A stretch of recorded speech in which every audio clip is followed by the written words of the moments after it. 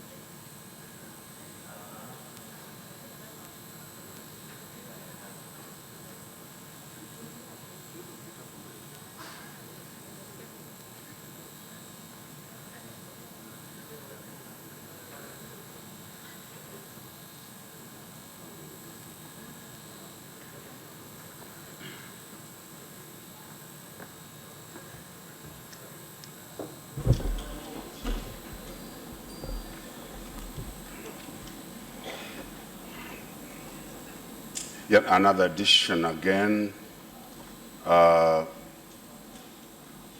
When you take your water, make sure you don't allow any drop into the mic equipment, because that may cause a serious electrical fault.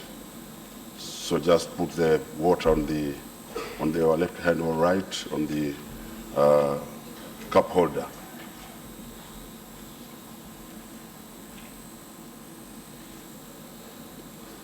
Yes, you okay? Good.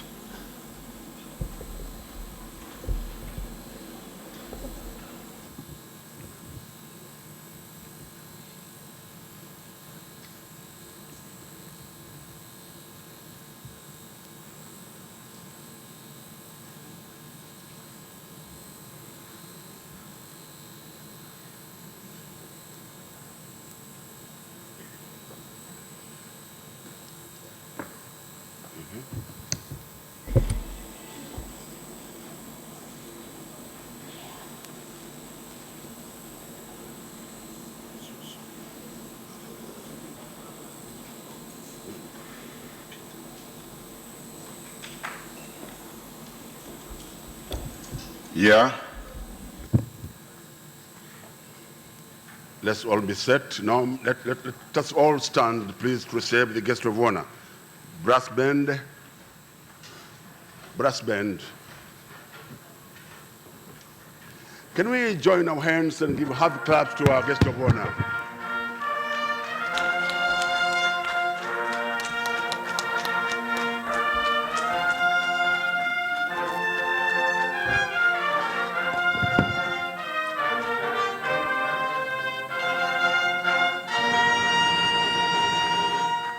Your Excellency, the Vice President of the United Republic of Tanzania, Honorable Ministers, Executive Secretary of Sadc, all distinguished invited guests, ladies and gentlemen, Your Excellency, allow us to start with the program by singing of the anthems of United Republic of Tanzania, It will be followed by Sadc and then African Union. Brass band, let's start. Tanzania anthem, national anthem.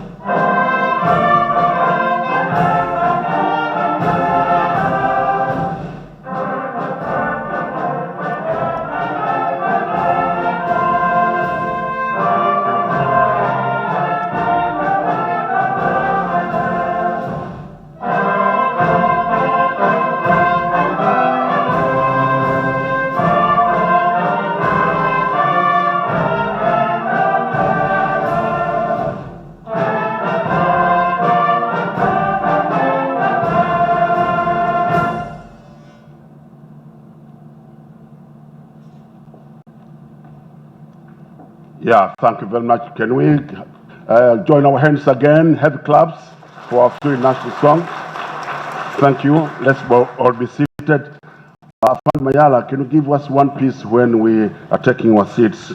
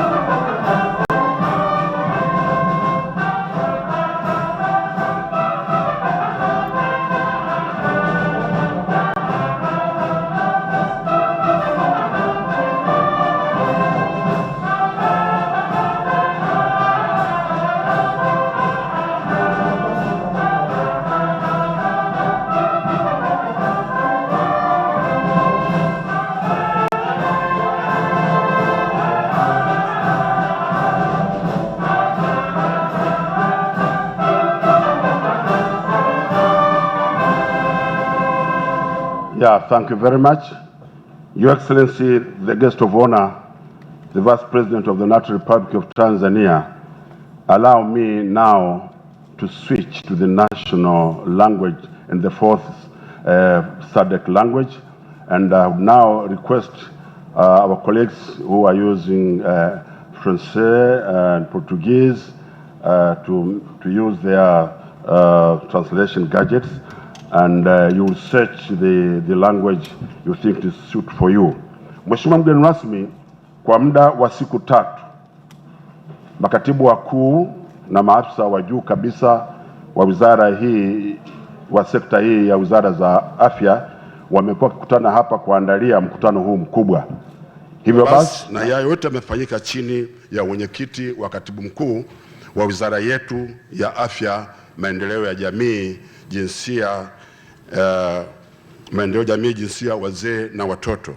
Kwa hiyo sasa tunayo heshima kumwalika Dr. Zainab Chaula, katibu wetu mkuu ambaye pia alikuwa mwenyekiti wa makatibu wakuu, aje atoe utambulisho wa viongozi wale wa juu pamoja na meza kuu, halafu wale waliobakia basi nitamalizia mimi. Karibu sana katibu mkuu.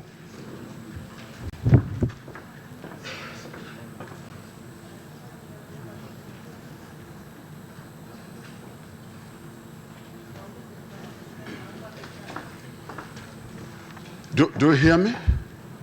No. So I continue with the English.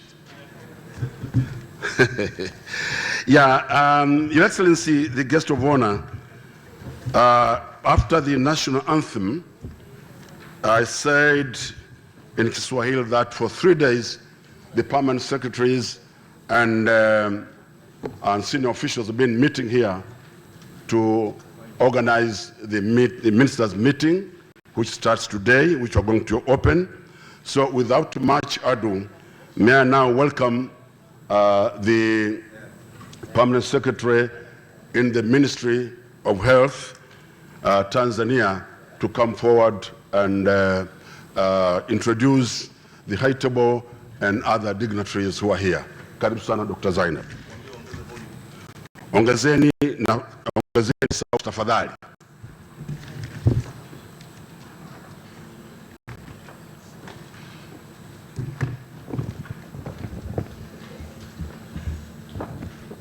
Mheshimiwa Mama Samia Suluhu Hassan, Makamu wa Rais wa Jamhuri ya Muungano wa Tanzania, ambaye ni mgeni wetu rasmi kwa shughuli yetu ya ufunguzi wa kikao cha mawaziri, Mheshimiwa Profesa Abud, ambaye ni waziri wa mambo ya nje, Mheshimiwa Ali Mwalimu,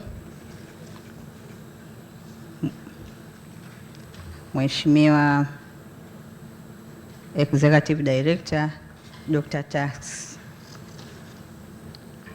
Honorable His Excellency Vice President, please allow me to introduce our delegates for the 39th Sadc of honorable ministers of 16 countries. To start with, let me recognize the presence of His Excellency Franco Kazembe Mufinda, Secretary of State, Minister of Health, Republic of Angola.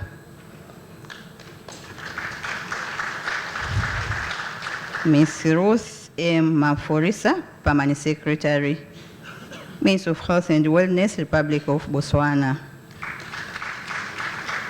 Mr. Jan Pham Abdulrahman, Director of Cabinet, representing the Minister of Health, Union of Comoro. His Excellency Mutamba Jean Pierre, Ambassador, Democratic Republic of Congo. Dr. Samuel Magagula, Director of Health, Kingdom of Eswatini. Honorable Leshoboro Joseph Magenta, Minister, Prime Minister's Office, Kingdom of Lesotho. Mrs. Rose Kolola Nyirenda, Director for HIV and AIDS, Republic of Malawi. Honorable Leopoldo da Costa, Deputy Minister of Health, Republic of Mozambique.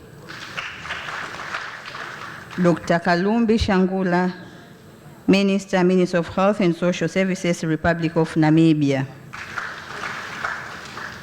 Dr. Bernard Valentin, Principal Secretary for Health, representing the Minister of Health, Republic of Seychelles. Honorable Dr. Zwelin Mkize, Minister, Republic of South Africa. Our Minister, who is the chairperson of the Honorable Ministers, Honorable Umi Ali Mwalimu, Minister for Health, Community Development, Gender, Elderly and Children, United Republic of Tanzania. Mrs. Zainab Abdi Chawula, I'm the one Permanent Secretary. I would like to introduce myself as well. Dr. Jean Kingu, Permanent Secretary under the Department of Community Development, Minister of Health. Professor Mohamed Bakari Kambi, Chief Medical Officer, Minister of Health, Tanzania. Sadc Secretariat, who is also in high table, Dr. Stegumena Taxi, Executive Secretary, please. Then we have our company, parastatals and NGO. I would like also to introduce to you Mr. Joy Fumafi, African Leader, Malaria Alliance, ALMA, Executive Secretary.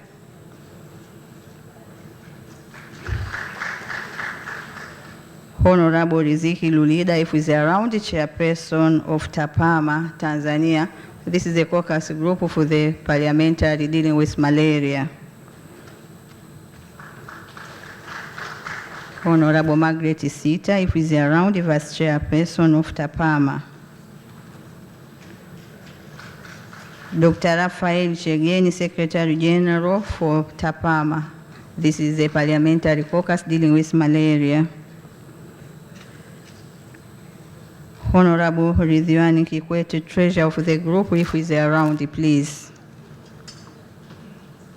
Honorable Dr. Immaculata Saware, Executive Committee Member for TAPAMA. Honorable Freddy Atupele Mwakibete, Executive Committee Member of TAPAMA. Ambassador Richard Kamwe, Eliminator of 8 Secretariat Group from Namibia.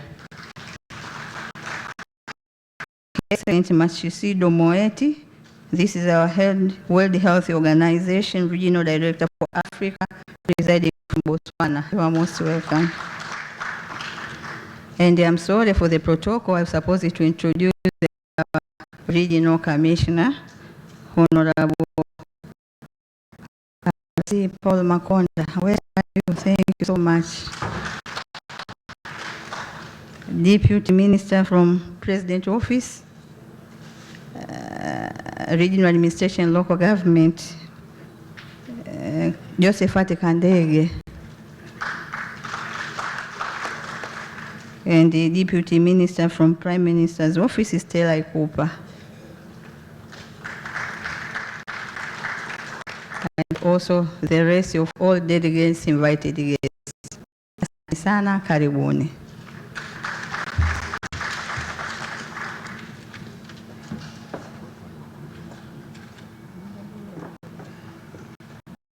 Yeah, thank you very much, Dr. Shaula, our Permanent Secretary and the Minister of Health. Also, may I request all the directors and assistant directors just to stand and salute the guest of honor. All directors and assistant directors, and actually heads of departments, so that we save time. Thank you. Also, Your Excellency, we have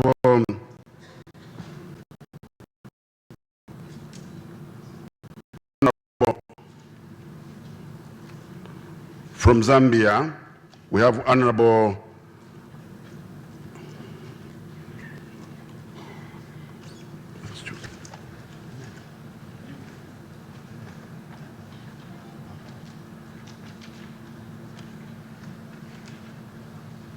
we have the Minister from Foreign Affairs from Zambia. Is here. From Zimbabwe. They are not yet. Thank you. Your Excellency, our guest of honor, according to our program now, I have a great pleasure to welcome Dr. Stegonomena Lawrence Tax, the Sadc Executive Secretary, to give the Sadc remarks. Karib.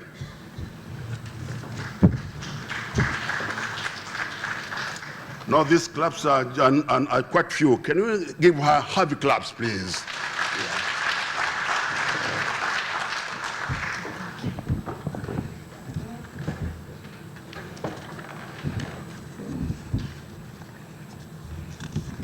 Before I proceed, may I confirm if the gadgets are working in all languages? And to do that, I'm going to try to speak in Kiswahili. Habarini za asubuhi. Was that translated in all languages, interpreted in all languages? I'll repeat until I get a confirmation that indeed we are all together. Habarini za asubuhi.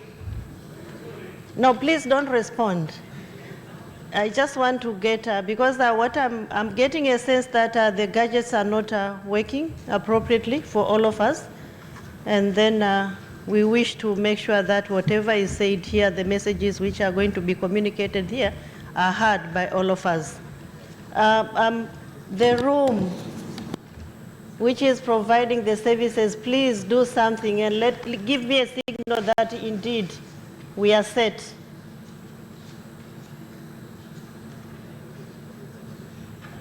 Ambassador, is that okay?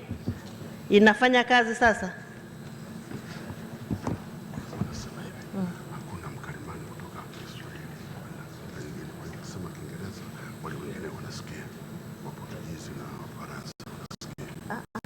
Shida ni hivi, Makamu ataongea kwa Kiswahili.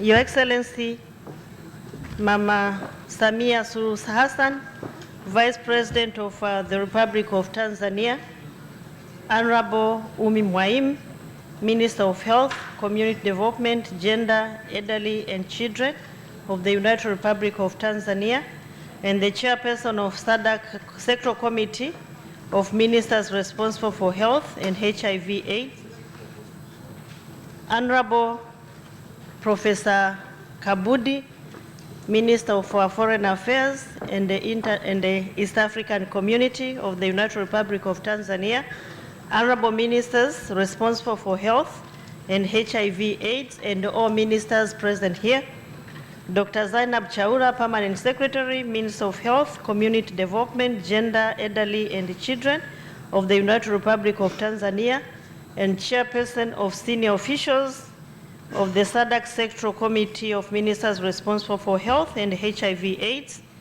Dr. Matsito Moeti, my sister, the Regional Director of the World Health Organization, Regional Office for Africa, senior officials from Sadc member states, that includes permanent secretaries, director generals, and all senior officials present here, development partners and invited guests, our partners from the media, distinguished delegates, ladies and gentlemen. Now I'll say habarini za asubuhi once again. It is my honor to deliver some remarks before you today, and allow me to begin by extending our gratitude to the government and people of the United Republic of Tanzania for the warm welcome and hospitality extended to all of us since our arrival here in this beautiful city of Dar es Salaam, the harbor of peace, Bandari ya Salaam, and for the excellent facilities put at our disposal for the smooth conduct of these meetings since we started 3 days ago. On behalf of the Sadc Secretariat, may I specifically thank Your Excellency Mama Samia Suluhu Hassan, the Vice President of the United Republic of Tanzania, for finding time in your busy schedule to come and grace this important meeting. Thank you very much, Mama. Tunashukuru sana. And it's not the only mission, it's not the only event you have graced so far. Since we assumed, Tanzania assumed the chairmanship, we don't take that lightly. Indeed, it's a commitment of the United Republic of Tanzania to Sadc regional integration, and we thank the government and you personally. Let me also thank you, honorable ministers, for taking time to attend this meeting, which is a testimony of your personal and a collective commitment towards promoting health and improving the quality of life of our people in the Sadc region. This meeting today presents another opportunity to take stock of our region efforts in areas of health, and in doing so, consolidate gains, identify challenges, if any, and propose solutions to address such challenges. Your Excellency, the Vice President and honorable ministers, our organization strives to attain a common future where economic well-being, improvement of standard of living, the quality of life, among others, are guaranteed. This is what we strive to achieve. We cannot, of course, attain this common future without a healthy population. That goes without saying. It is encouraging that the Sadc region continues to make steady progress towards attaining or the attainment of health and well-being of the peoples of the Southern Africa. Among others, the region has realized significant successes in building and strengthening national health systems in addressing major diseases of public concern.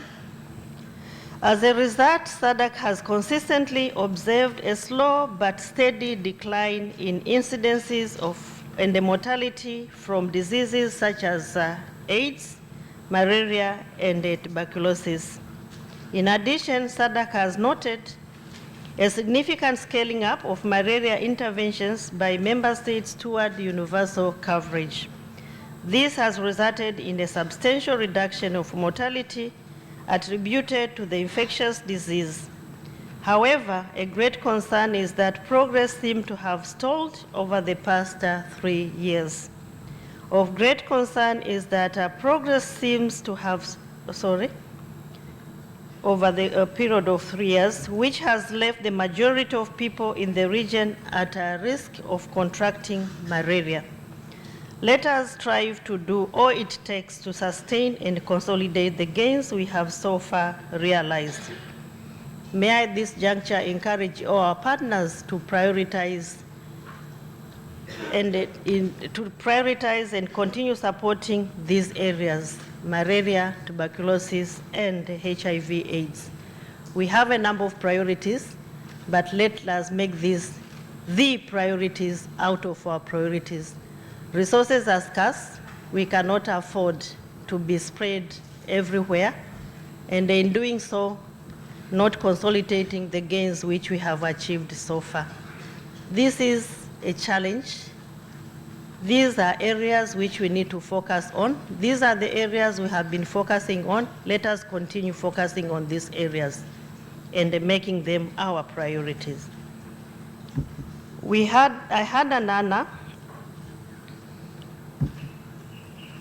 to meet Honorable Chitaru Chilufya, Minister of Health of the Republic of Zambia, a week ago, and who was accompanied by Honorable Juliet Kavetuna, Deputy Minister of Health and Social Services of the Republic of Namibia, and the Elimination 8 delegation in Gaborone. I'm seeing some of them.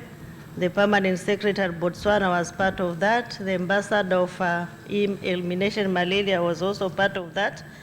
And we agreed to vigorously work together and ensure that indeed together we control and eliminate malaria.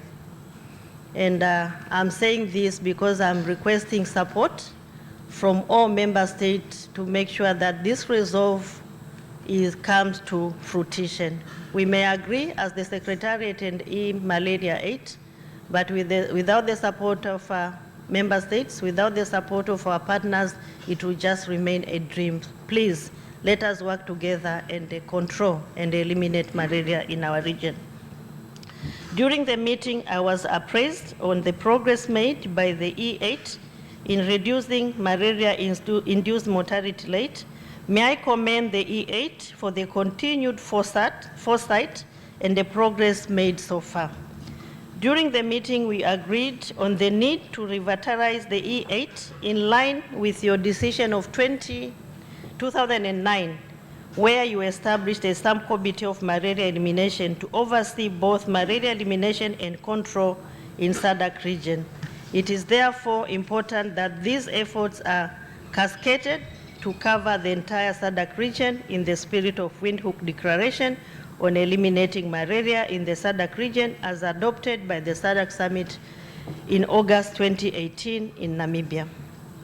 While malaria remains a priority in our region, resources to address this infectious disease have been dwindling. It is important, therefore, to come up with innovative ways of funding the fight and elimination of malaria. Allow me to congratulate His Majesty King Mswati III of Eswatini and His Excellency Edgar Chagwa Lungu of Zambia on the establishment of their National Fund, Malaria Funds, in May and June 2019, respectively, to mobilize resources to fight malaria. And these initiatives are bringing on board numerous stakeholders, including the public at large, private sector, and cooperating partners. Let us all support such innovative efforts. It is also encouraging to note that the Kingdom of Eswatini and the Republics of Mozambique and Zambia are among a few countries on the continent that have established end malaria councils to guide their respective national malaria interventions. It is therefore important that all of us, states and individuals alike, maintain the momentum to eliminate malaria in line with the motto, "Zero Malaria Starts With Me." As well as to reduce the burden from other diseases and achieve the universal health coverage. This will be in line with the Sadc strategic blueprints, especially the revised Sadc Regional Indicative Strategic Development Plan 2015-2020. It is coming to an end, but we are in the process of formulating its successor. The priorities remains the same, which highlights that the importance of health toward achieving the Sadc vision. The health and the well-being of our people are paramount to the region to attain economic growth and prosperity. You cannot attain economic growth and prosperity without a health population. And in doing so, if you address and you ensure that you have health population, you are also going to be able to allocate resources to other priority sectors which will boost the economic development of our economies. The 2003 Maendeleo Declaration on Fight Against HIV/AIDS remain our guiding framework for regional HIV and the AIDS response. It is also important to highlight that many Sadc member states have set clear targets to end malaria, and almost all have committed to end TB and HIV/AIDS by the year 2030. To achieve these targets, we must accelerate the development and the implementation of national and regional action plans, and these need to be backed by commitments and the sustenance of health financing plans. We cannot attain sustainable financing for the health sector if we continue to over-rely on donor funding. In the face of ever-decreasing donor enthusiasm and reduced funding, I therefore wish to call upon all SADC member states to continue exploring innovative domestic funding streams to fund health interventions. Your Excellency, although notable progress is being recorded in the region continues to have a large proportion of children suffering from malnutrition. This includes a triple burden of malnutrition, that is over and under nutrition, as well as micronutrient deficiencies. If not urgently addressed, this has the potential to undermine our collective efforts to meet the strategic objectives outlined in the Regional Indicative Strategic Development Plan and the SADC Food Nutrition Security Strategy 2015-2025. Malnutrition is, if not addressed decisively, will slow economic transformation efforts in the region, and thus will also slow our industrialization endeavor, with resources originally earmarked for economic development being diverted to address the effects of malnutrition. Before I conclude, Your Excellency, allow me to applaud our heads of state and governments for adopting global political declaration on universal health coverage during the recent United Nations high-level meeting on universal health coverage, which was held on the 23rd of September 2019 on the margins of the United General Assembly. The political declaration as described by the United Secretary General as the most comprehensive agreement ever reached on global health. It is therefore incumbent upon us to make sure that the declaration is implemented for the benefit of the SADC people. The declaration may be very good, may be applauded, but if not implemented, it will just remain a declaration. So let us commit and ensure indeed we play our part in the implementation of this declaration. One of the most important aspects in realizing universal health coverage is the need for SADC member states to ensure that while providing quality health services, the burden of high spending on health care is also minimized. Without this crucial consideration, there is a risk that the high costs to access health care could potentially drive an increasing number of our people in poverty due to exorbitant out-of-pocket health care costs, which will further hamper the attainment of the SADC we want, where economic well-being, improved standard of living, and quality of life are among others to be guaranteed. Allow me to extend, finally, my appreciation to the senior officials of your sectoral committee for their hard work in preparing for your meeting under the able leadership of its chairperson, who introduced herself a few minutes ago, Dr. Zainab Chaura, the Permanent Secretary in the Ministry of Health, Community Development, Gender, Elderly, and the Children of the United Republic of Tanzania. We thank you very much. We have looked at the documents prepared, and indeed you have done a very wonderful job. With that job, with the excellent preparation, I'm confident that it will facilitate a smooth conduct of the meeting of the ministers, which is about to begin after being officially opened. May I also take this opportunity to thank our partners for their continued support and also for making time to be here with us today. With these few remarks, may I wish your sectoral committee fruitful deliberation. Thank you very much. Merci beaucoup, Monto Brigado. Asanteni sana. Gale boha mtatenda zomo kwa mbili. Yeah, thank you very much. Can we join our hands again? Your Excellency, the guest of honor, allow me to acknowledge the presence of Malawi Secretary for Health, Dr. Dan Namarika, if you're around, please kindly, good, thank you very much.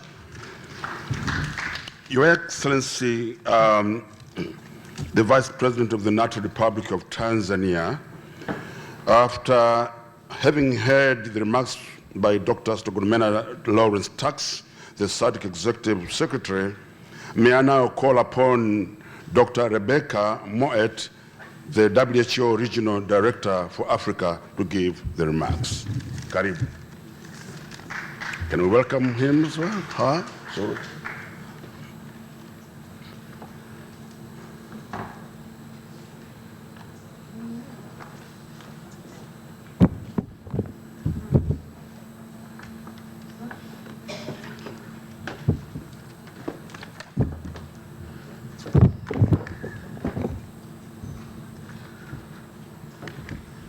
Your Excellency, the Vice President of the Republic of Tanzania, the Honorable Minister of Health of Tanzania, my sister Dr. Umi Mwalimu, Honorable Ministers of Health of Sadc member states, the Executive Secretary of Sadc, the CEO of the Rollback Malaria Secretariat, the Ambassador of the Elimination Aid in the Sadc region, heads of United Nations agencies, development partners, both multilateral and bilateral, senior officials of Sadc member states, dear colleagues, ladies and gentlemen. A very good morning to you. And I'd like to start also by thanking the Secretariat for having invited me from WHO and our team, our technical colleagues who have been here with the senior officials to this very important meeting. I'd also like to thank the government and the people of Tanzania for your warm hospitality to us who are attending this meeting. I appreciate very much having been invited to share with you our perspectives, our analysis, and our recommendations as regards health in the Sadc region from WHO. First of all, I'd like to say and add my own congratulations to those of the Executive Secretary, to the Sadc member states, to Sadc heads of state, to Sadc ministers of health and other ministers who manage ministries that contribute to health, for the progress being made in improving the health of the people in the Sadc region. We have seen reductions in mortality, increases in life expectancy in the regions, despite some very significant challenges that the countries face in improving health. So I'd like, first of all, to acknowledge that significant progress that has been made, notwithstanding the challenges that you face, that we are supporting you to address.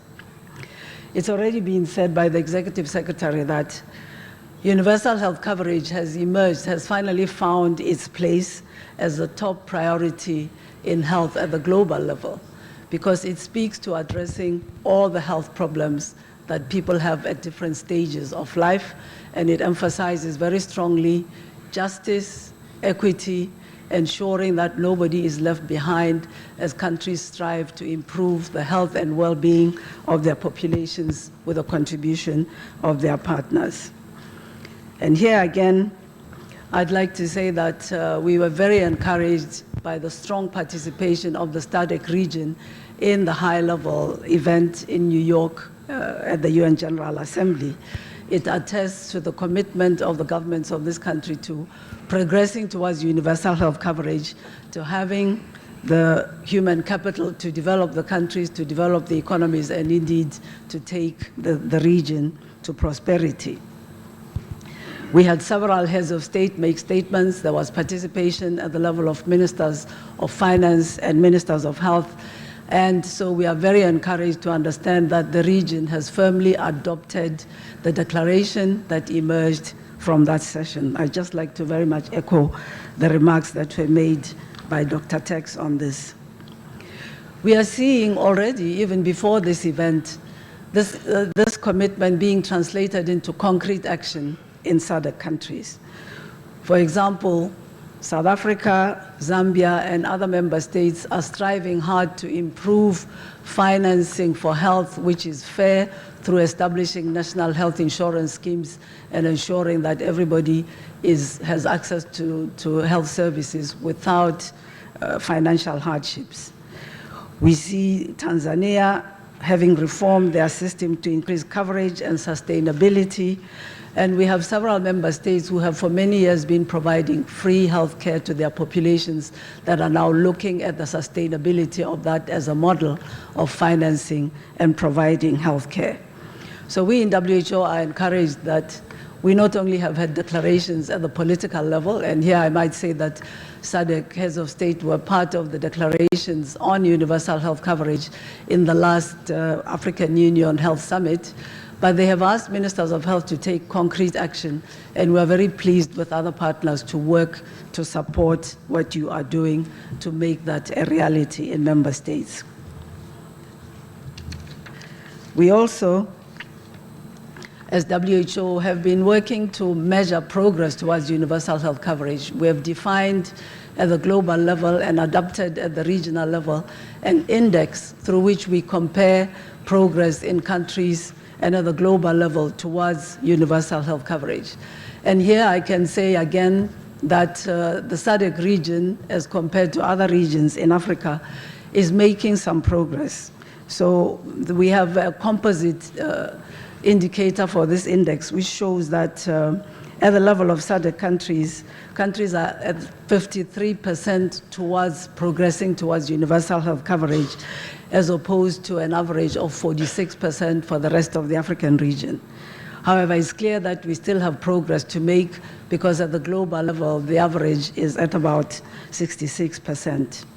In Sadc countries, the performance ranges from 41% to 71%. So we have a great difference between member states in the performance of our health systems, in the fairness of access and coverage, and particularly in fairness as relates to financing of health. Sadc member states are also investing in emergency preparedness, that is building the capacity to be prepared for, to be able to detect and to respond to disease outbreaks, public health emergencies, and bring those to a close quickly. And this, of course, has been illustrated very much by the experience of one Sadc member state, the Democratic Republic of the Congo, which has had an Ebola outbreak going on now for more than a year, and the fact that other countries, surrounding countries, have had to work very hard to build their preparedness, not only for Ebola, but also for other public health threats. We have seen that, again, the capacity of our member states, as far as this is concerned, is being built up, although we recognize that the gaps are still significant. WHO, working with other partners, has supported virtually all our member states in Sadc. There's only one country that has still to carry out an external evaluation of its capacities as far as the international health regulations are concerned. You will recall, honorable ministers, that the IHR, as we call it, is an international treaty meant to prevent the international spread of communicable diseases by countries building their own capacity, and also countries acting to inform each other and to contain the spread of diseases internationally. So all the Sadc member states have now evaluated their capacities. You know very well what are the gaps that need to be filled. Quite a few countries have also developed national plans to cover these gaps, and we are now working to support member states to mobilize the resources that are required to cover these gaps. Again, just to refer to the Ebola outbreak, which is a really dramatic illustration of the need for us to invest in these capacities. In the past, we've also had other outbreaks. We had a yellow fever outbreak in Angola several years ago, which spread to the Democratic Republic of the Congo, and we had to work very hard with countries to not only address that outbreak, but also to work to prevent the international spread in line with the international health regulations. And as we speak, among the best practices that we have noticed is timely information sharing of an outbreak of listeriosis that South Africa experienced a while ago, and the fact that Namibia managed to show that it has increased its ability for detection when it had to confront an outbreak of Crimean Congo hemorrhagic fever. So we're very encouraged by the efforts that are being made by SADC member states, and we can only encourage countries to continue in this work and commit as WHO to support you working with other international partners. And here I'd like to state that we work very closely with the African Union and the Africa CDC, and are looking forward very much to working with Zambia, which is the country that hosts the Center for the Africa CDC that is going to support work and capacity building in the SADC region. Together, honorable ministers, Your Excellency, we are working very hard to put communicable diseases on the run. I will not repeat what was already very eloquently stated by the Executive Secretary. Just to say that we are seeing countries in SADC reporting steady declines in tuberculosis incidence. We have in SADC some of the countries with the highest burden of TB. 4 countries are on track to eliminate malaria in the coming years. And I'm happy to say that WHO is working with countries not only to support elimination of malaria, but also to address those countries that have the highest burden of malaria, among which are Tanzania, the Democratic Republic of the Congo, and Mozambique. We have launched a new program called High Burden, High Impact, where we will focus our attempts to decrease the burden of malaria in these particular countries. This was launched in Mozambique last year, and we are starting to work with the countries to roll it out. Most countries are also reporting rapid declines in new HIV infections and AIDS-related deaths. And we are also seeing annual mass drug administration for neglected tropical diseases underway across the region, and several countries are also online to eliminate these diseases. So indeed, we'd like to commend and recognize the great efforts that countries are making.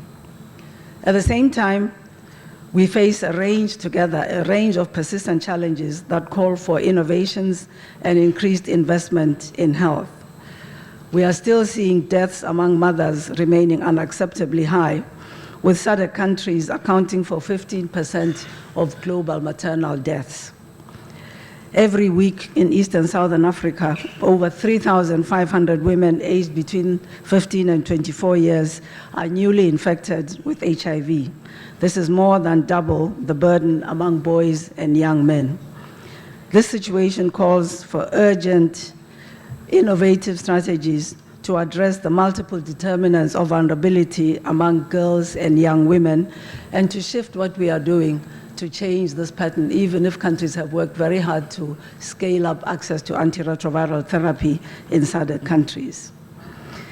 Secondly, we know that a healthy diet contributes greatly to a healthy life. This has already been said by the Executive Secretary. But efforts to improve nutrition are lagging behind in the region.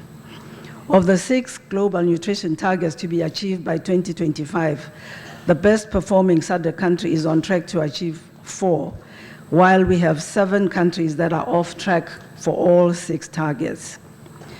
These targets aim to address undernutrition, meaning that we need to do more to ensure that low-income households, and within them particularly children, have enough to eat, have a diet which is healthy and sufficient.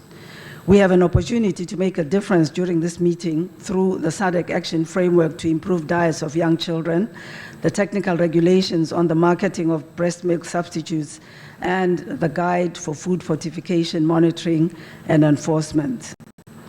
And in addition to undernutrition, we face a double burden. It's already been said, in fact, a triple burden, with more and more people being overweight and obese, having high blood pressure, and having diabetes in the SADC region, as is happening in the rest of the African region. Across SADC countries, non-communicable diseases already account for 1 in 2 deaths, and this threat is increasing. So this is a threat that we need to not only recognize, but also develop strategies to address, even as we focus our attention on eliminating and eradicating communicable diseases. To beat these NCDs, we need public policies that create an enabling environment for people to lead healthier lives, and this includes creating smoke-free public places, limiting the sale of tobacco and alcohol to people who are underage, and of course using taxation to drive the pricing of some of these unhealthy commodities out of the reach of most people. And here I would like to commend both Seychelles and South Africa for increasing taxes on sugary drinks, which are responsible for much of the health problems that we are seeing as far as NCDs are concerned. Action is also needed to eliminate trans fats from the diets in the region, and this is another driver of poor health as far as non-communicable diseases are concerned. We also need to ensure that communities have access to services to prevent and manage these NCDs. And so at WHO, we are working already with 8 countries to implement the WHO package of essential NCD interventions at the primary health care level. This approach offers a way to concretely address NCDs. And unfortunately, we do not yet have a global fund to address NCDs. So the drive to integrate into primary health care services really requires our strong attention. We recommend it strongly as a pragmatic approach to leveraging the focus on universal health coverage and integrating the needs of NCDs into health system strengthening actions that are going on even as we speak. The solutions that are needed require us to get buy-in from other sectors as well. We are not going to be able to solve these problems on our own as health ministers and as the health sectors, so that they prioritize health in the development of their policies. We know that to go fast, we can go alone, but to go far, we should go together. And we really need the engagement of other sectors to sustain the gains that we have made and to benefit from their actions. The same applies very much to improving health outcomes. In addition to working across sectors, I'd like to suggest very strongly that we need to work very much across countries. We know that diseases do not respect borders. We've seen this in relation to the communicable disease outbreaks that I've already mentioned. And indeed, while some countries are close in the Sadc region are close to eliminating malaria, others are among the highest burden countries globally, as I've already stated. And therefore, this calls for the cross-border collaboration, which I have to acknowledge has been a strong feature of your discussions and your sharing of resources and ideas in the Sadc region. We can only commend and encourage you to continue to work within the region to address various diseases. We also see that countries are facing another global phenomenon, which is climate change, and have recommended as WHO that we pay attention to this. I'm very pleased that some of the small island development states, or SIDS as we call them, in the Sadc region are really leading on this in the African region, and have asked WHO and other partners to work strongly with them on their adaptation to climate change, on the projections that we can make to, for example, the behavior of disease vectors in relation to climate change, to make sure that we get ahead of the changes that are happening and we prevent the spread of illness related to climate change. These SIDS countries are particularly vulnerable to extreme weather events, but we know, for example, that in many of the Sadc countries we see cycles of drought, quite often followed by flooding. At the moment, as we speak here, we are seeing the start of droughts in several Sadc countries, and quite often when the rains come, they come and flood the landscape. So we really have to be mindful of and work with those that are able to predict weather patterns so that we are better prepared as a health sector. In closing, I'd like to make several recommendations and refer to some new developments that are opportunities for our work in health. First, it is that we need to accelerate action on universal health coverage, because we know that we are only as strong as the most vulnerable households and people among us. And we must protect people from financial hardships related to accessing health care through developing appropriate health financing policies and insurance schemes while ensuring coverage with good quality essential services. And we are very encouraged that countries are already working very hard on this and having to confront, in fact, the different factors that influence being able to finance fairly access to health services, mainly in the context of very poor households who may not be able to contribute to insurance schemes in the way that we would like, meaning that quite a high proportion of the funding would need to come from the public sector.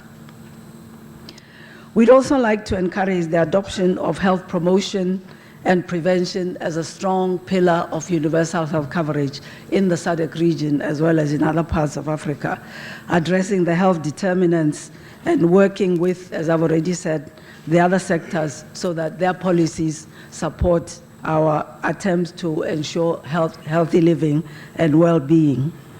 We must continue to drive health literacy among the population so that they, in their turn, take their own health into their own hands and adopt healthy lifestyles. Thirdly, we have in Sadc, I believe, one of the highest penetrations with digital connectivity. And this is a technology that we need to be taking on board as we work on health, because it offers huge opportunities to overcome the gaps in distance, gaps in capacity, in human resources, and to leverage new technologies as they are arising. I'm very encouraged by the determination of Sadc member states and other countries to adopt digital health as a key strategy in your efforts to improve the health of populations. We've also been very encouraged in WHO by other innovations that are coming out of Sadc member states, your scientists, your researchers, and other countries. And we would like to help to have those scaled up and adopted because they are developed by scientists and innovators who know very well the context in which you have to work to improve health. So we've adopted digital health and innovation in health as WHO in the African region as part of our priorities in our efforts to help our member states reach universal health coverage. I'd like to encourage very much that Sadc as a region serves as a platform for the exchange of knowledge, exchange of information, exchange of capacities, of scientific expertise, so that together you can innovate for health within the region and be able to work in the most appropriate way possible to improve the health of your populations. I'd like to stop by saying that WHO in the Sadc region in Africa is committed to working with the member states as you strive to implement what the heads of state have taken as decisions, and we are very encouraged indeed by the progress we are making. I can only say, please keep it up. We will be walking hand in hand with you every step of the way. Thank you very much. Merci beaucoup. Muito obrigado. Asante sana.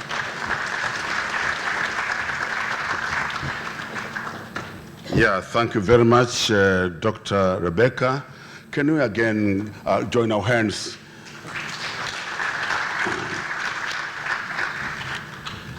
Your Excellency,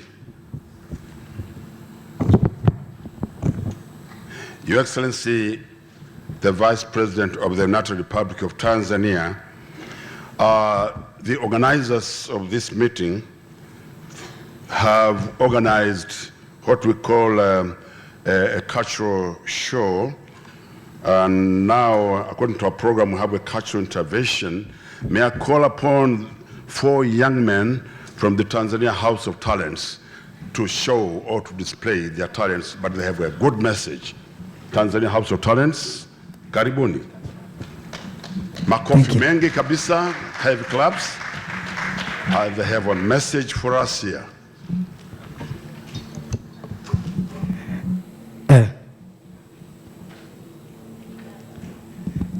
Habari za asubuhi. Kwa jina naitwa Elias Barnabas, nikiwa na dadangu Marisa Benson the Magic. Sisi tuko na nyimbo 2 lakini ni special song kabisa katika hii kampeni yetu na hivi vikao vyetu. Karibuni na muenjoy. Tunatokea THT Tanzania Soft Talent. Enjoy. Mama, hayelele. hayelele, mama, hayelele, hayelele, mama, hayelele, na na na na, mama, hayelele.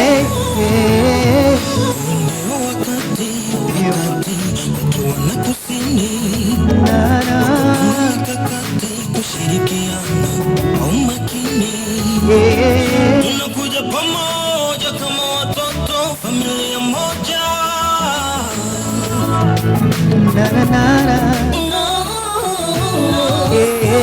Sadc, oh yeah, oh yeah, Sadc, oh yeah, oh yeah, Sadc, oh yeah, oh yeah, No, Sadc, oh yeah, oh yeah, Sadc, oh yeah, oh yeah, oh yeah, oh yeah. Basi pamoja tunapaza sauti, nyuma tushirikiane, tukawe pamoja, sisi ni wamoja.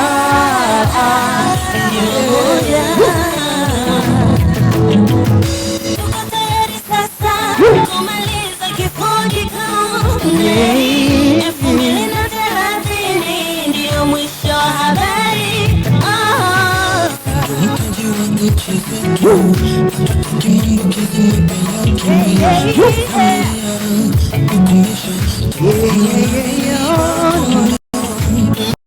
Na viriba tumbo no Sadc, oh yeah, oh yeah, Sadc, oh yeah, oh yeah, oh yeah, oh yeah, oh yeah, oh yeah, oh yeah,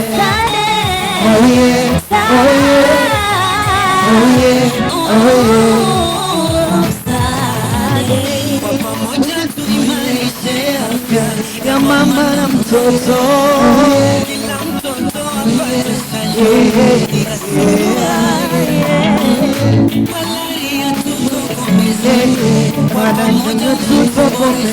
no, no, no, no, no, no, no, no, no. Oh yeah, oh yeah, oh yeah, oh yeah, oh yeah, oh yeah. Sasa tunasema basi, kwa pamoja tunapaza sauti, oh yeah, hakuna kurudi nyuma, oh yeah, sisi ni wamoja.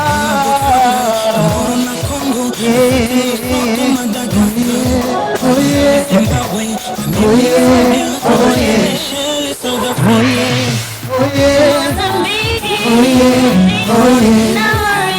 oh yeah, oh yeah, oh yeah, oh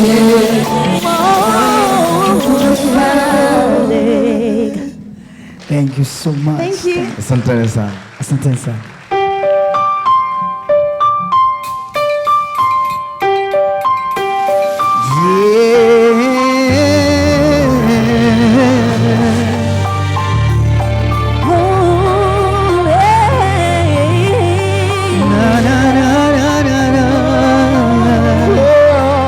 Nanyosha mikono yangu juu, nasifu nchi yangu maarufu.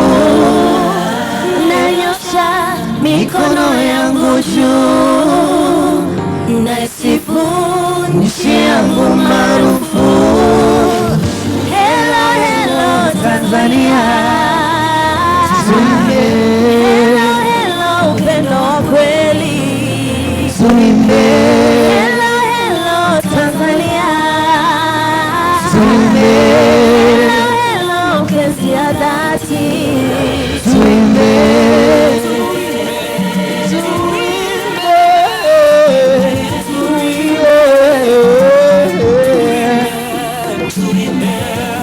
Ikiwa sitakuwepo kesho, Na na na no, nitachukua na kuonekana kuonekana Raya upendo huu ilionizunguka ndani ya moyo wangu, kwa sababu bendera itaendelea kupepea kwa uhuru, kwa uhuru. Bendera itaendelea kupepea kwa uhuru. Nanyosha mikono yangu juu,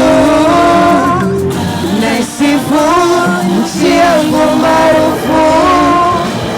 Nanyosha mikono yangu juu, tushika inatuongezea thamani kwa majirani waliotuzunguka.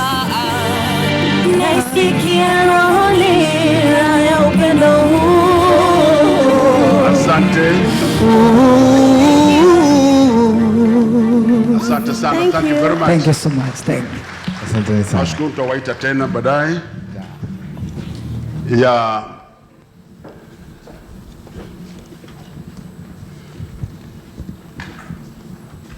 hebu tujaribu.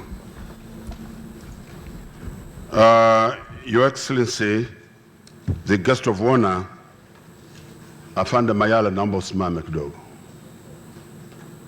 Yeah, may I, by your permission, may I welcome the brass band for 2 minutes to give us some music again.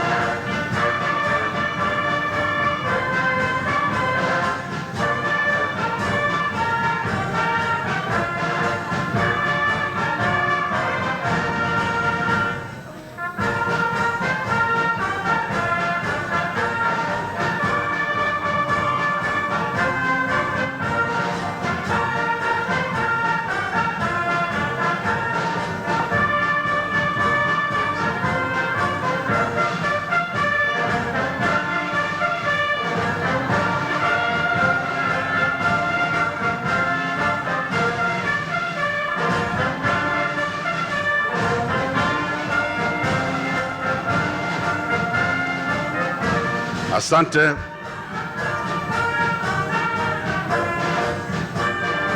Asante Afande Mayala.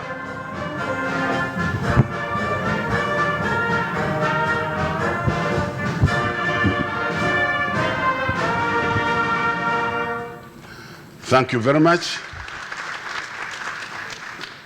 Yeah, honorable ministers, permanent secretaries, distinguished delegates, for those who cannot hear Kiswahili now, it's the right time to put your translation gadgets, because we'll be switching into Kiswahili. Yes, and just one, I'm sure now you'll be hearing, search the language you want. Yeah, on your left, just search the language. Yeah, now you hear me. Mnanisikia sasa? Sawa sawa? Mnanisikia? Asante sana. Mheshimiwa mgeni rasmi, kwa heshima kubwa naomba nitambue uwepo wa waziri wetu wa mambo ya nje na mahusiano ya Afrika Mashariki, Jumuiya ya Afrika Mashariki, Mheshimiwa Profesa Palamagamba Yohani Mwaluko Kabudi, Member Parliament. Asante sana. Baada ya utambulisho huo, tuliacha makusudi kabisa, tulitaka mwishoni mjue kwamba waziri wa mambo ya nje yuko hapa. Sasa kwa heshima kubwa, ninayo heshima kumkaribisha waziri wetu wa Afya, Maendeleo ya Jamii, Jinsia, Wazee na Watoto, Mheshimiwa Umi Mwalimu Mbunge aje atoe maelezo ya wizara yake na kukaribisha wewe mgeni rasmi aweze kutoa hotuba ya ufunguzi. Tumpe makofi mengi sana sana.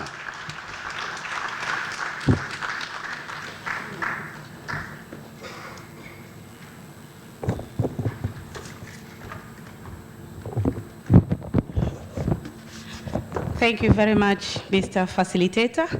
Ladies and gentlemen, allow me to deliver my opening remarks in Kiswahili, since it is one of the official language of Sadc, and we have humbly requested the guest of honor, Honorable Vice President, also to deliver the opening speech in Kiswahili. Karibuni sana. Mheshimiwa mgeni rasmi, Mama Samia Suluhu Hassan, Makamu wa Rais wa Jamhuri ya Muungano wa Tanzania, Mheshimiwa Profesa Palamagamba Kabudi, Waziri wa Mambo ya Nje na Ushirikiano wa Kimataifa, Dr. Stegomena Taxi, Katibu Mtendaji Sadc, waheshimiwa mawaziri na manaibu mawaziri kutoka nchi za Sadc ambao mko hapa, Mheshimiwa mwenyeji wetu Paul Makonda, mkuu wa mkoa wa Dar es Salaam, makatibu wakuu na manaibu makatibu wakuu wa nchi za Sadc wakiongozwa na Dr. Zainabu Chaula, katibu mkuu Wizara ya Afya, Jamhuri ya Muungano wa Tanzania, Dr. Mashido Moeti, my dear sister, WHO Regional Director for Africa, Mheshimiwa Dr. Abdurrahmani Diallo, Chief Executive Officer, Rollback Malaria Partnership to End Malaria.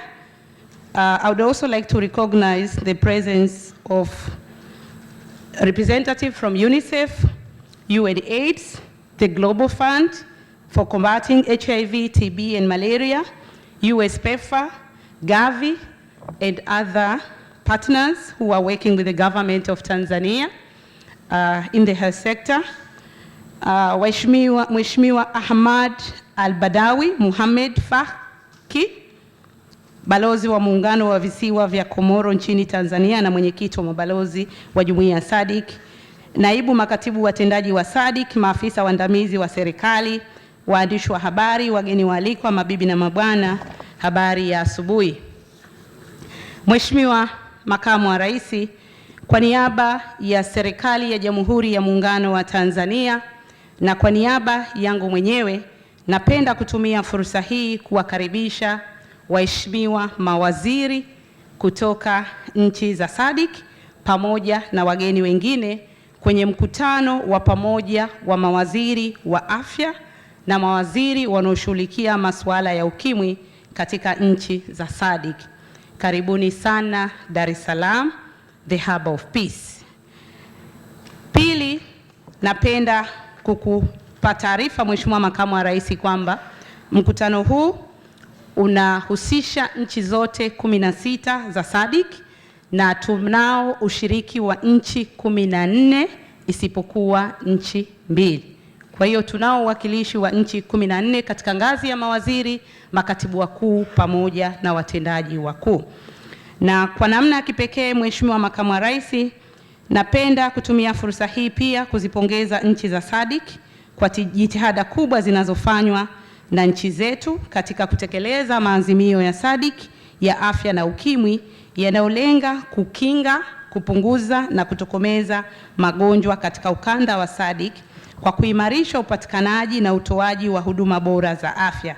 Tanzania na nchi nyingine za Sadc imeendelea kuunga mkono jitihada hizi tangu kuasisiwa kwa taifa hili na hayati baba wa taifa Mwalimu Julius Kambarage Nyerere na waasisi wengine ambao walipigania kutokomeza ujinga na maradhi. Waheshimiwa mawaziri, mkuu wangu Mheshimiwa Makamu wa Rais ataeleza kwa ufupi kazi kubwa na nzuri iliyofanywa na serikali ya awamu ya 5 chini ya uongozi wa Mheshimiwa Rais Dr. John Pombe Magufuli katika kukinga, kupunguza na kutokomeza magonjwa katika kipindi chake cha uongozi wa miaka 4. Na Dr. Taksi ameeleza kwa ufupi kazi ambazo zimefanywa na nchi wanachama wa Jumuiya ya Sadc kwa ujumla katika kufikia lengo tulilojiwekea la kutokomeza maradhi.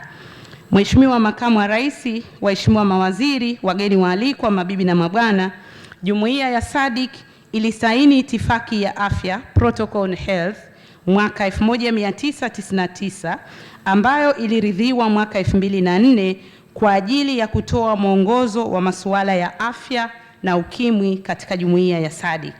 Aidha, katika kuhakikisha utekelezaji wa itifaki hii unafanikiwa, Jumuiya ya Sadc iliandaa mpango mkakati wa maendeleo wa kanda kwa kipindi cha miaka 5, Regional Indicative Strategic Development Plan, kuanzia mwaka 2015 hadi mwaka 2020.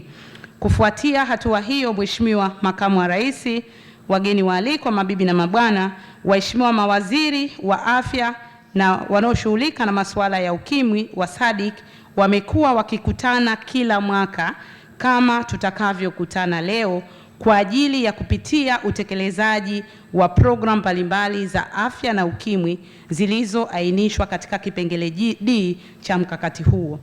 Mheshimiwa Makamu wa Rais, kama ilivyo taratibu za mikutano hii, wataalamu wa kisekta walikutana kwa siku 3 kuanzia tarehe 4 hadi tarehe 6 Novemba 2019 kwa ajili ya kujadili na kutoa mapendekezo juu ya masuala mbalimbali yanayohusu sekta ya afya na ukimwi. Mapendekezo hayo ambayo yalisimamiwa na Katibu Mkuu Dr. Zainabu Chaula wa Wizara ya Afya Tanzania yatawasilishwa leo ili sisi mawaziri tuweze kuyatolea maamuzi kwa ajili ya utekelezaji.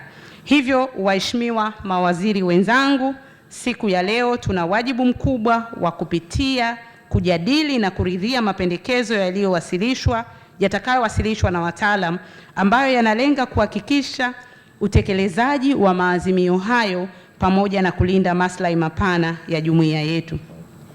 Waheshimiwa mawaziri, kwa namna ya pekee napenda kutoa pongezi na shukurani zangu za dhati kwa mwenyekiti aliyemaliza muda wake, Mheshimiwa Kalumbi Shangula, mbunge, waziri wa afya na huduma za jamii wa Namibia, na mwenyekiti aliyemaliza muda wake kwa kusimamia kikamilifu utekelezaji wa itifaki na maazimio yanayohusu program mbalimbali za Sadc kwa mwaka 2018.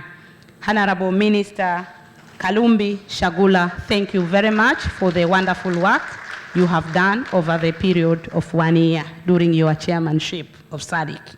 Aidha, napenda kutoa shukurani zangu za dhati kwa Dr. Stegumena Lawrence Taksi, katibu mtendaji wa Jumuiya ya Sadc, na sisi wa Tanzania tunafurahi sana kwa sababu ni mwanamama wa Kitanzania. Thank you very much Dr. Taksi. Watumishi wote wa Secretariat ya Sadc na kamati ya kitaifa ya maandalizi ya mkutano huu kwa utendaji uliotukuka, hasa kwa kufanikisha maandalizi ya mkutano huu. Hongereni sana kwa kazi nzuri. Waheshimiwa mawaziri, nikiwa kama mwenyekiti wa mkutano huu kwa kipindi cha mwaka mmoja, kwa heshima kubwa ninaomba ushirikiano wenu ili niweze kuongoza majadiliano ya siku ya leo. Na kabla sijamkaribisha mgeni rasmi, Mheshimiwa Makamu wa Rais, nishukuru sana wasanii wetu, vijana wetu ambao wameweza kutoa burudani kwetu sisi. Wizara ya Afya, wasanii hususan vijana wamekuwa na mchango mkubwa katika kuhamasisha, kuhimiza na kuelimisha masuala ya mapambano dhidi ya ukimwi, malaria, TB, lishe pamoja na afya ya mama na mtoto. Banaba Band, THT tunawashukuru sana pia. Baada ya kusema hayo, Mheshimiwa Makamu wa Rais, kwa heshima na taadhima, naomba nikukaribishe ili uweze kuzungumza na waheshimiwa mawaziri pamoja na wajumbe ambao wanahudhuria mkutano huu na kutufungulia. Karibu sana Mheshimiwa Makamu wa Rais.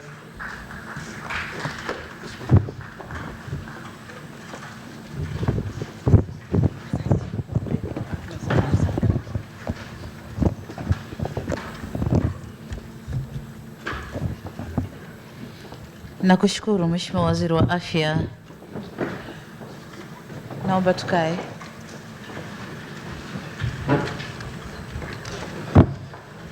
Nakushukuru sana Mheshimiwa Waziri wa Afya kunikaribisha kwenye podium ili nami nitoe hotuba ya ufunguzi wa mkutano huu. Nianze kwa kutambua waliopo na nianze nawe Mheshimiwa Ummy Mwalimu, Waziri wa Afya, Maendeleo ya Jamii, Jinsia, Wazee na Watoto hapa Tanzania. Nitambue uwepo wa Mheshimiwa Palamagamba Kabudi, Waziri wa Mambo ya Nje na Ushirikiano wa Kimataifa, waheshimiwa mawaziri, Mheshimiwa Kalumbi Shangula, Waziri wa Afya wa Namibia na mwenyekiti aliyemaliza muda wake, waheshimiwa mawaziri na manaibu mawaziri wote kutoka nchi za Sadc, mwenyeji wetu Mheshimiwa Mkuu wa Mkoa wa Dar es Salaam Paul Makonda, Dr. Matishido Mwete, WHO Regional Director for Africa, Dr. Stegomena Lores Tax, Katibu Mtendaji wa Sadc Bwana Abdulrahmani Diallo, Mtendaji Mkuu Rollback Malaria, waheshimiwa makatibu wakuu wote kutoka nchi za Sadc, naibu makatibu watendaji wa Sadc, waheshimiwa mabalozi mliopo, na naona uwepo wa balozi wa Namibia hapa nchini, bila shaka kuna na wengine ndani ya ukumbi huu, waheshimiwa maafisa waandamizi wa serikali, waganga wakuu wa serikali Tanzania Bara Dr. Mohamed Bakari na Dr. Jamala wa Zanzibar, ndugu waandishi wa habari, wageni waalikwa, ndugu zetu wa brass band, mabibi na mabwana, amani ya Mwenyezi Mungu iwe juu yenu.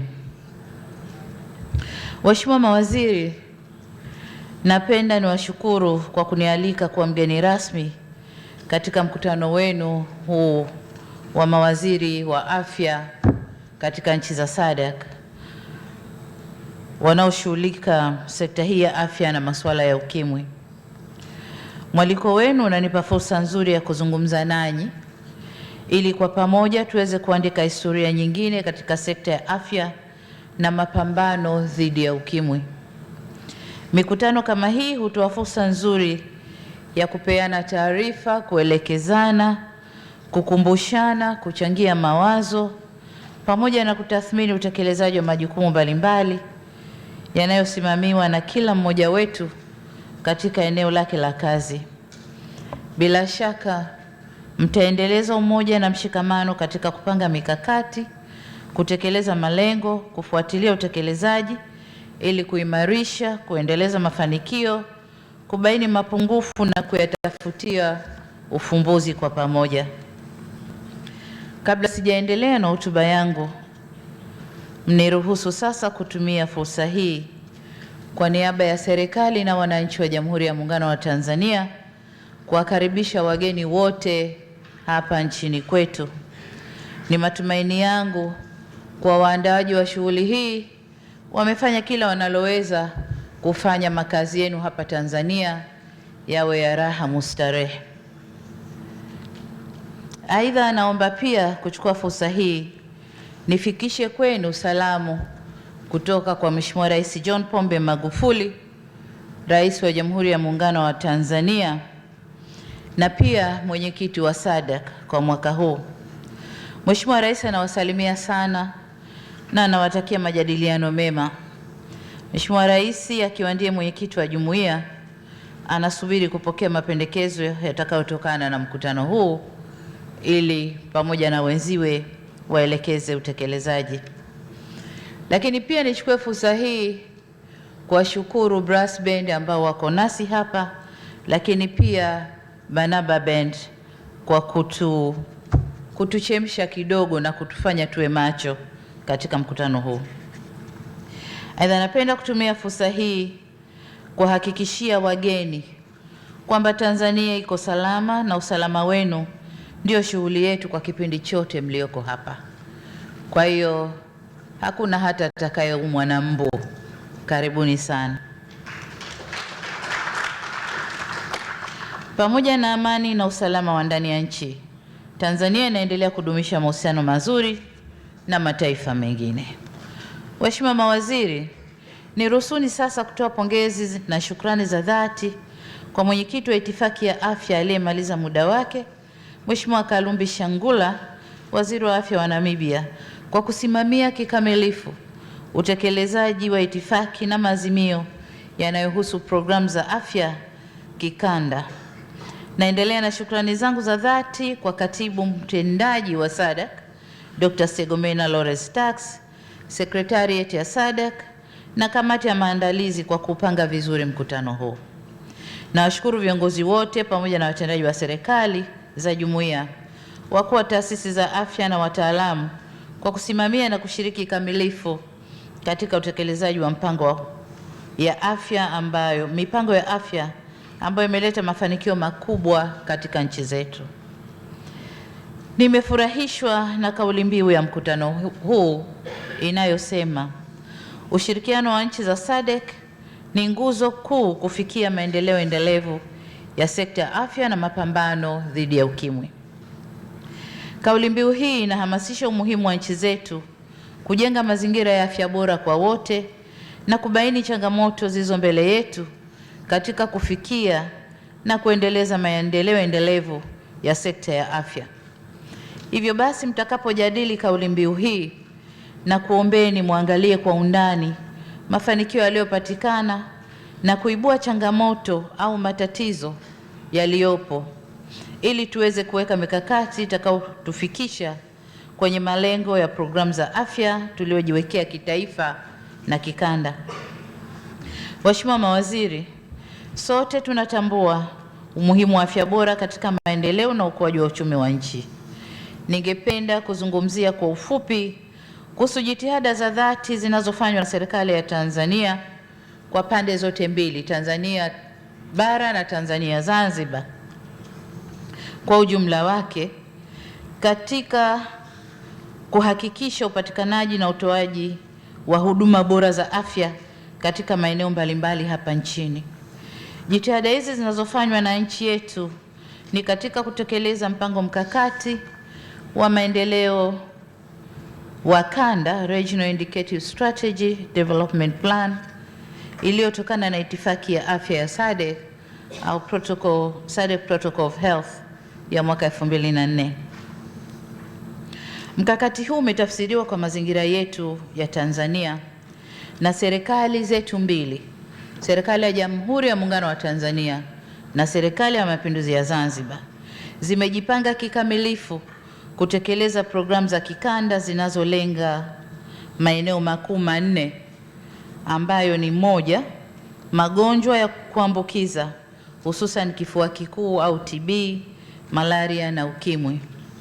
Lakini mbili, tunashughulika sana na masuala ya lishe hususan uongezaji virutubishi na lishe ya makuzi kwa watoto, uzito uliopitiliza na viriba tumbo na huduma ya lishe wakati wa majanga. Lakini tatu, tunashughulika pia na kuweka msukumo katika kufikisha afya kwa wote, yani universal health coverage. Na nne, kuimarisha mfumo wa kukabiliana na majanga pamoja na magonjwa ya milipuko ikiwemo Ebola, pamoja na kuimarisha mifumo ya kudhibiti magonjwa ya milipuko katika maeneo ya mipakani. Waheshimiwa mawaziri, Tanzania kwa ujumla wake ni miongoni mwa nchi 7 duniani ambazo zimefikia malengo ya mkakati wa kutokomeza TB ifikapo mwaka 2020. katika mwaka 2018 maambukizi mapya ya TB yamepungua kwa kasi ya 4.6 kwa mwaka. Vifo vinavyotokana na TB vimepungua kutoka vifo 55,000 kwa mwaka 2015 hadi vifo 39,000 mwaka 2018, ambao ni sawa na 27%. Aidha, utoaji wa taarifa za wenye TB umeongezeka kwa 20.6 kutoka mwaka 2015. Katika kipindi cha mwaka 2015 hadi 2018 mapungufu yalikuwa 20.6. Hii inatokana na kuongezeka kwa kiwango cha utambuzi wa ugonjwa wa TB kutoka 39%. Kiwango cha utambuzi tulikuwa na kiwango cha 39% mwaka 2015 watu wanaoijua TB, lakini kiwango hiki cha utambuzi kimekuwa hadi 53% mwaka 2018. Vile vile Tanzania ni miongoni mwa nchi yenye kiwango cha chini cha usugu wa dawa za TB kwa kuwa na 0.3% ya usugu kwa wenye maambukizi mapya na 13% kwa wagonjwa waliokwisha tibiwa. Mafanikio haya yametokana na ugatuzi wa huduma za matibabu ya TB sugu. Hadi kufikia Septemba mwaka huu 2019, vituo 103 nchini kote vinatoa huduma ya tiba kwa wagonjwa wenye TB sugu ukilinganisha na kituo kimoja mwaka 2015. Vile vile mashine 232 zenye teknolojia mpya ya Gene Expert ambayo inatoa majibu ndani ya masaa mawili zimefungwa kwenye vituo vya afya katika mikoa yote nchini. Pamoja na kuongezeka kwa utoaji wa taarifa za wenye TB, bado kuna changamoto kubwa kati ya idadi ya wagonjwa waliotolewa taarifa na makisio ya idadi ya wagonjwa wenye maambukizi mapya.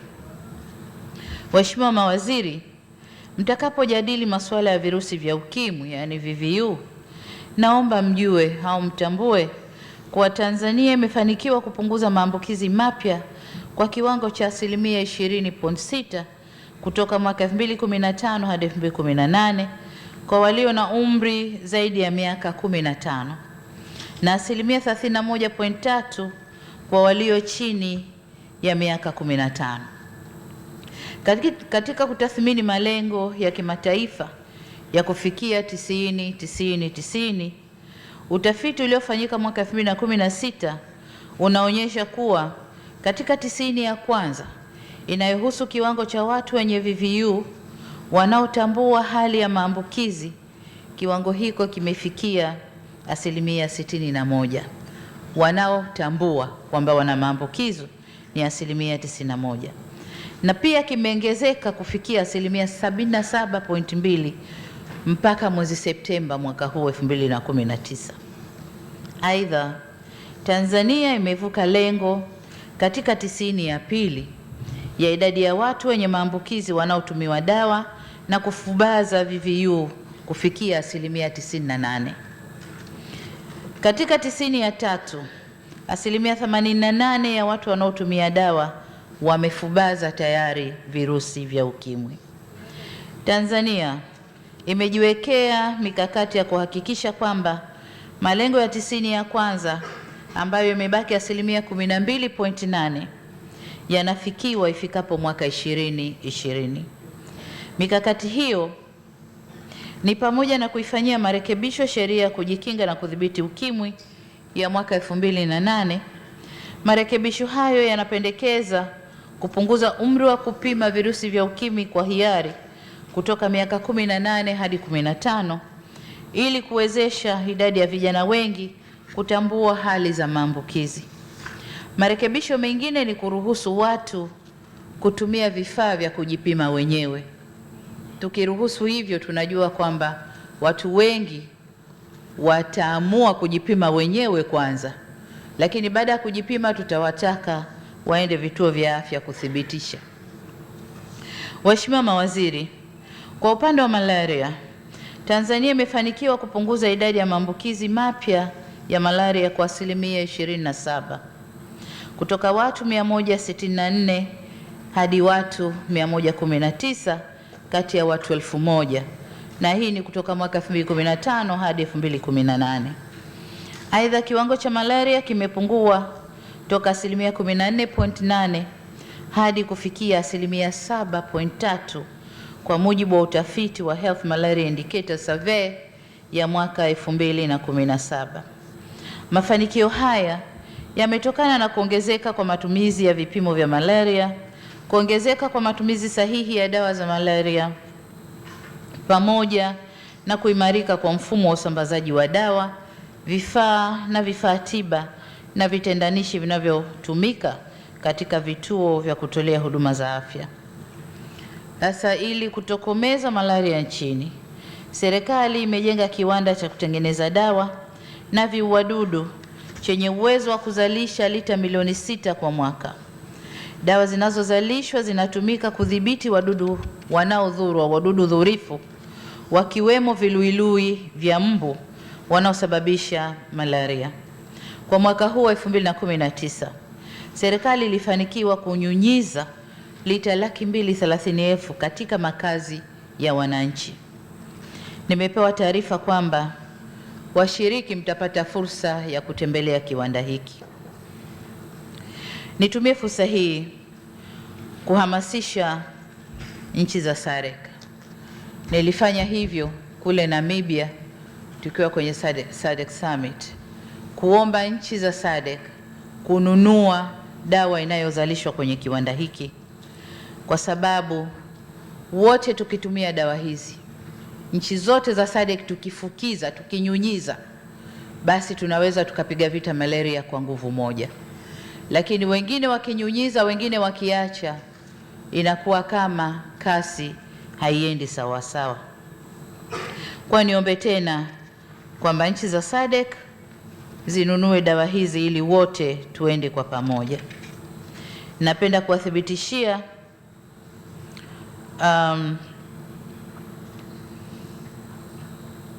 pamoja na nchi za Sadc unaoratibiwa na Bohari Kuu, yani manunuzi haya ni kupitia Bohari Kuu ya Tanzania au Medical Supply Department ya Tanzania. Ninapenda kuwathibitishia kwamba Medical Supply Department imejipanga vizuri kuhakikisha jukumu hili la uratibu wa manunuzi ya pamoja linatekelezwa kwa ufanisi, na kwamba hivi sasa wako katika hatua za kujaza mikataba na mashirika mbalimbali ili waweze kuifanya kazi hiyo kwa vizuri zaidi. Jitihada nyingine iliyofanywa na serikali ili kutokomeza malaria ni kutekeleza afua za kudhibiti malaria kwa kuzingatia mgawanyo wa epidemiological division. It's a medical term. It's so difficult for an economist to let me repeat the term. Epidemiological divisions. Is that okay? Yeah? Thank you. Mgawanyo huu umebaini maeneo yenye kiwango cha chini kabisa cha malaria, lakini kiwango cha chini cha malaria, kiwango cha kati na kiwango cha juu. Throughout the country tumeweza kugawa maeneo hayo.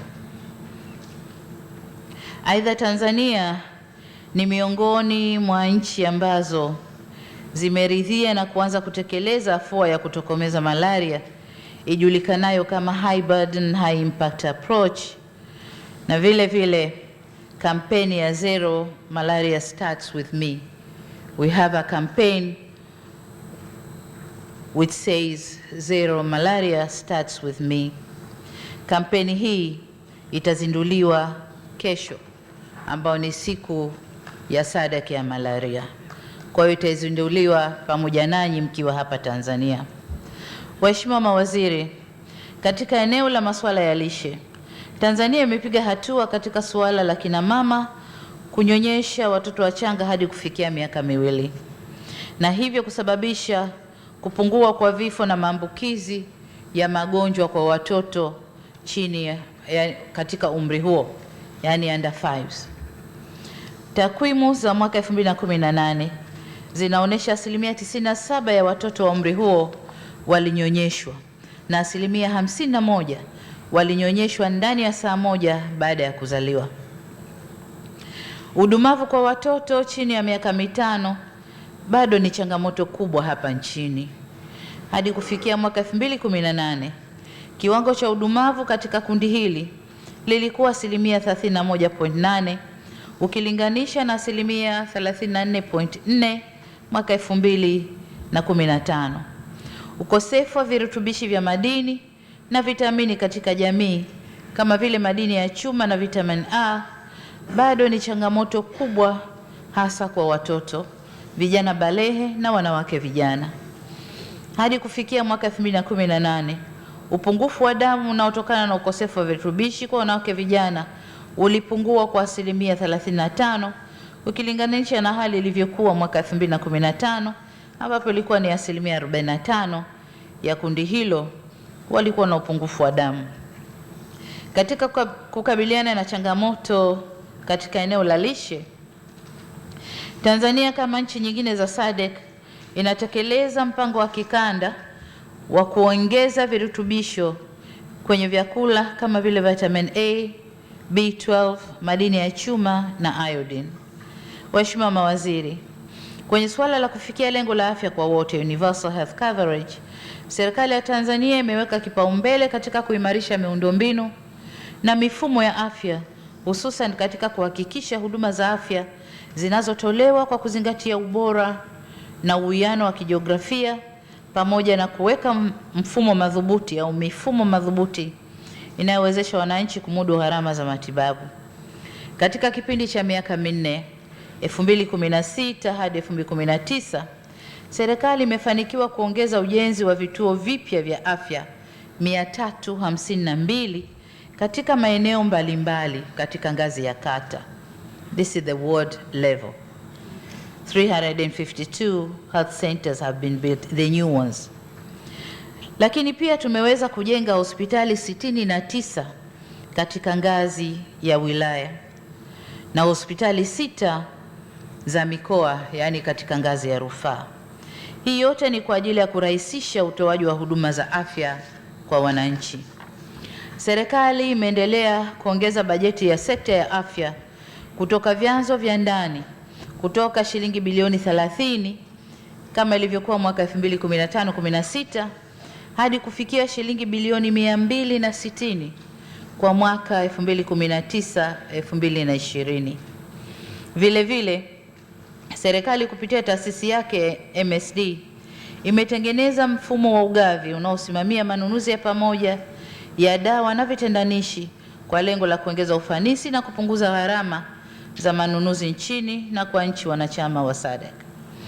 Katika eneo la takwimu za afya, serikali imeimarisha mfumo wa kidigitali katika vituo vya kutolea huduma za afya ili kukuza ufanisi, kudhibiti matumizi ya vitendea kazi na dawa, rasilimali fedha na watumishi, na kuhakikisha mipango na bajeti ya sekta ya afya inatumia takwimu sahihi za magonjwa kama zinavyochukuliwa katika mitandao tulioifunga katika vituo vya afya. Waheshimiwa mawaziri, pamoja na mafanikio niliyoyaeleza, Tanzania kama nchi nyingine za Sadc bado ina changamoto katika eneo la rasilimali watu katika sekta ya afya na ugharimiaji wa huduma za afya kutokana na kuwepo kwa idadi kubwa ya wananchi wasio kwenye mfumo wa bima ya afya. Changamoto hii katika eneo la rasilimali watu na uhaba wa watumishi katika ngazi zote za kutolea huduma za afya pamoja na miundombinu isiyokidhi mabadiliko ya magonjwa na kiteknolojia.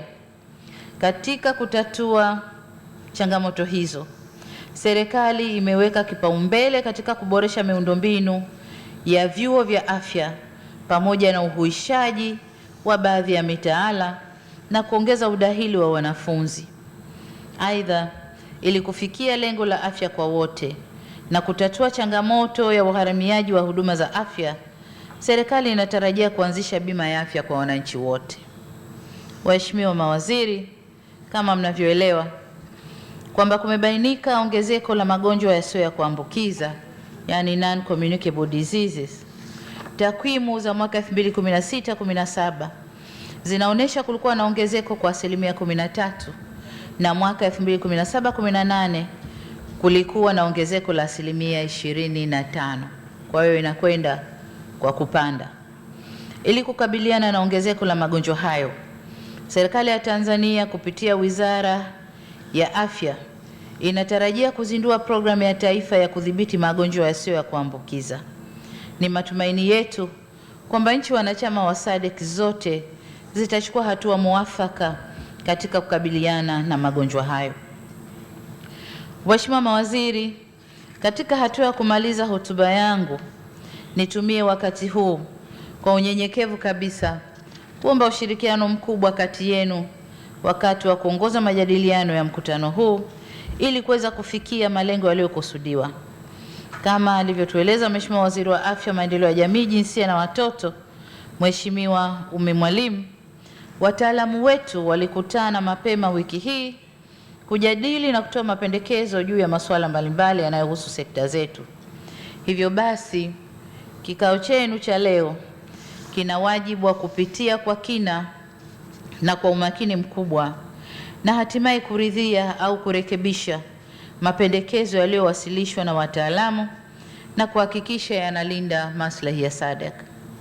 Waheshimiwa mawaziri na wageni waalikwa, napenda kuwapongeza na kuwashukuru ninyi nyote kwa ushirikiano wenu katika utekelezaji wa majukumu ya utoaji wa afya bora licha ya changamoto zinazotukabili kama ukanda wa Sadc. Na waomba kila mmoja wenu aendelee kufanya kazi kwa kujituma na kuongeza ufanisi. Ni matumaini yangu kwamba majadiliano na makubaliano ya mkutano huu yatafanikisha kufikiwa kwa malengo ya sekta ya afya na ukimwi kwa manufaa mapana ya nchi zetu na jumuiya. Serikali zenu zinasubiri kupokea mapendekezo yenu kwa ajili ya utekelezaji wa maamuzi ya kisera, kisheria au vinginevyo kadri itakavyoonekana inafaa. Nitumie fursa hii sasa kusema kwamba afya ya wananchi ndiyo msingi wa maendeleo ya nchi. Tukilitambua hilo, suala la afya kwa wote ndio kipaumbele cha nchi wanachama wa Sadc. Kwa upande wetu Tanzania, tunaahidi kushirikiana na nchi zote wanachama wa Sadc katika kuhakikisha kwamba maazimio yatakayofikiwa kupitia mkutano huu yanatekelezwa kwa wakati na kwa ufanisi ili tulinde afya za wananchi wetu. Mwisho kabisa, nieleze furaha nilionayo kwa kupewa heshima ya kufungua mkutano huu. Hivyo basi, sasa natamka rasmi kwamba mkutano wa pamoja wa mawaziri wa afya na mawaziri wanaoshughulika masuala ya ukimwi wa Jumuiya ya Maendeleo Kusini mwa Afrika, yani Sadc, umefunguliwa rasmi.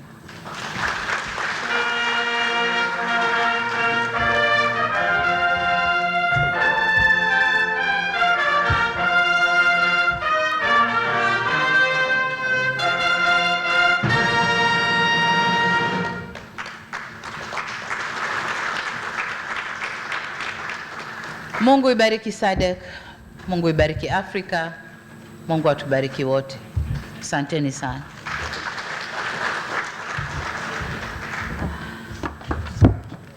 Ya, naomba tena tupige makofi mengi kabisa kwa mgeni rasmi. Heavy claps. Ya, asanteni sana. Naomba tukae. Let's be seated, please.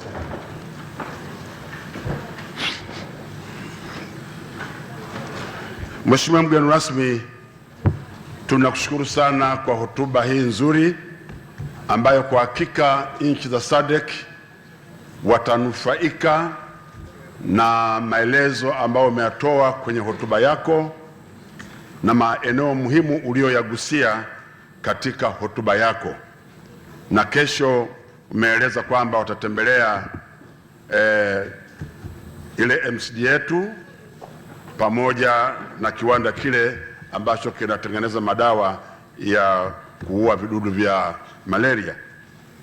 Kwa sababu hiyo basi, Mheshimiwa mgeni rasmi, kabla hujaondoka ndani, waandaliaji wa shughuli hii wameomba tupate picha ya pamoja. Sasa naomba nitangaze picha hii, tutapiga pale nje, tumeweka pale eneo maalum. Nilikuwa naomba nitangaze utaratibu. Tutaanza na mawaziri pamoja na makatibu wakuu na wale senior officials. Mtaanza kwenda kusimama pale, halafu tutakuchukua Mheshimiwa mgeni rasmi tayari kwa picha. Kwa hiyo huo ndio tutakuwa, picha zetu zitakuwa kama ifuatavyo: mawaziri na wale heads of delegation, lakini pia tutakuwa na mabalozi, maana ambassadors, makatibu wakuu wa Tanzania pamoja na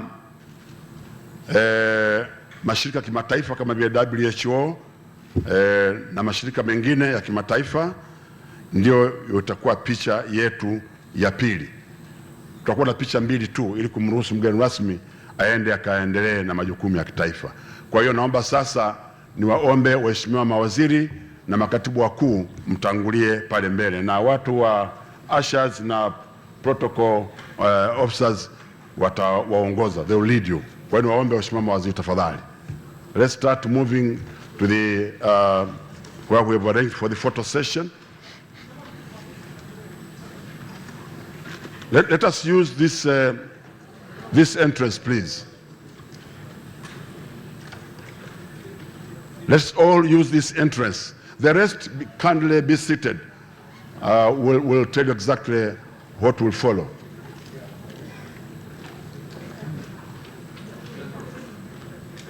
Yeah.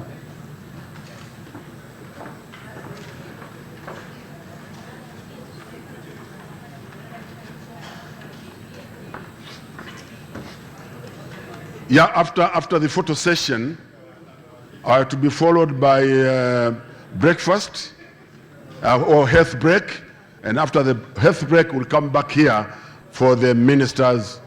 We'll all proceed to Julius Kambarage Nyerere International Conference. Yeah, thank you.